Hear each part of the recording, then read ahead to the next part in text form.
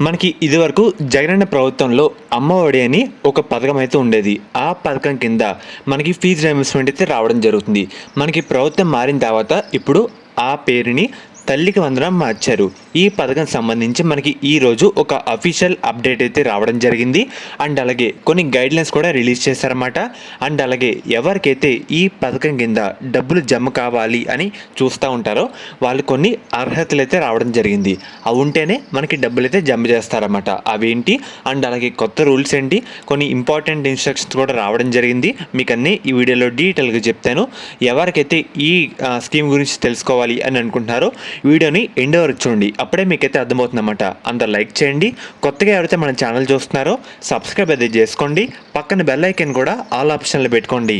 మెయిన్గా ఈ అమౌంట్ అయితే ఫస్ట్ క్లాస్ నుంచి ఇంటర్ సెకండ్ ఇయర్ వరకు మనకి డబ్బులు అయితే జమ చేస్తారన్నమాట. అది కూడా 15,000 అయితే జమ అయితే చేయడం జరుగుతుంది.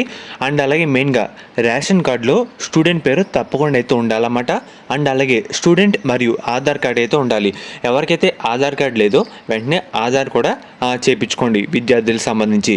అండ్ అలాగే క్యాస్ట్ సర్టిఫికేట్ కూడా మనకి చాలా ఇంపార్టెంట్ అన్నమాట. ఇది కూడా ఎవరికైతే లేదో తెప్పించుకోండి. అండ్ అలాగే మనకి కొత్తగా కిట్లు కూడా కొన్ని కిట్లు అయితే పంపిణీ చేయబోతున్నారు. ఈ కిట్లో మనకి books, uniform, bag, belt, socks ఇవన్నీ మనకైతే ఇవ్వడం జరుగుతుంది. అండ్ అలాగే మదర్ ఆధార్ కార్డు కూడా మెయిన్ అన్నమాట. పాస్బుక్ కూడా మనకి ఇంపార్టెంట్ మదర్కి సంబంధించి. అండ్ అలాగే స్టూడెంట్ తల్లి ఖాతాల్లోనే మన డబ్బులు అయితే జమ చేస్తారు. ఒకవేళ తల్లికి లేకపోతే మన ఫాదర్ లేదంటే గార్డియన్ సంబంధించి వాళ్ళ బ్యాంక్ అకౌంట్లో డబ్బులు అయితే జమ చేస్తారన్నమాట. ఎవరికైతే ఈ పథకం కింద డబ్బులు జమ కావాలి అని చూస్తారో వాళ్ళందరికీ తప్పకుండా 75% అటెండెన్స్ అయితే ఉండాలి. 75% అటెండెన్స్ అయితే తప్పకుండా ఉంటే మనకి ఈ పథకం కింద డబ్బులు అయితే వేస్తారు, లేదంటే వేయరు. ఇదైతే గుర్తుపెట్టుకోండి. మనకి ఈ పథకం కింద డబ్బులు జమ కావాలంటే ఉండాల్సిన అర్హతలు ఏంటి అని చెప్తాను.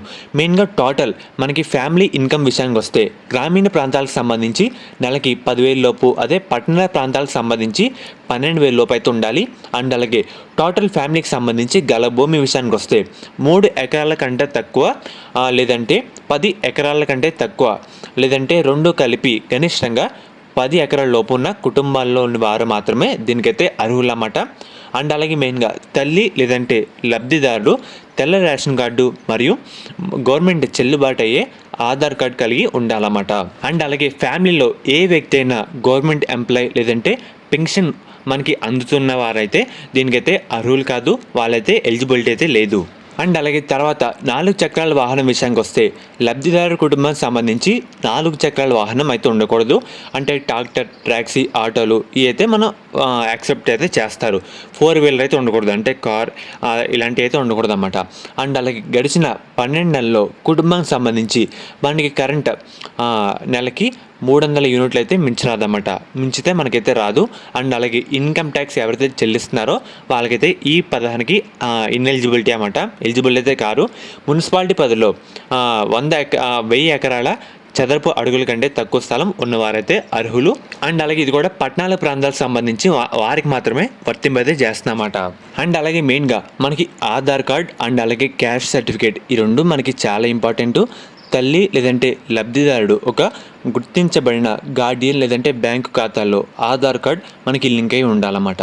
అండ్ అలాగే విద్యార్థులకు సంబంధించి అటెండెన్స్ విషయానికి వస్తే 75% అటెండెన్స్ ఉండేలా చూసుకోవాలి. ఇవే అర్హతలు అన్నమాట అన్నీ. అండ్ అలాగే మెయిన్గా మన ఆధార్ కార్డ్ కూడా లింకప్ అయితే చేసుకోవాల్సి ఉంటుంది. మెయిన్గా మనకి బ్యాంకు లేదంటే post office passbook, passport, ration card, voter ID and అలాగే మనకి డ్రైవింగ్ లైసెన్స్, గెస్టెడ్ ఆఫీసర్ లేదంటే తహసీల్దార్ ఇచ్చిన గుర్తింపు పత్రం లేదంటే ఇతర శాఖలు ఇచ్చిన పత్రాలతో ఎన్రోల్ అయితే చేసుకోవాలని తెలిపారన్నమాట.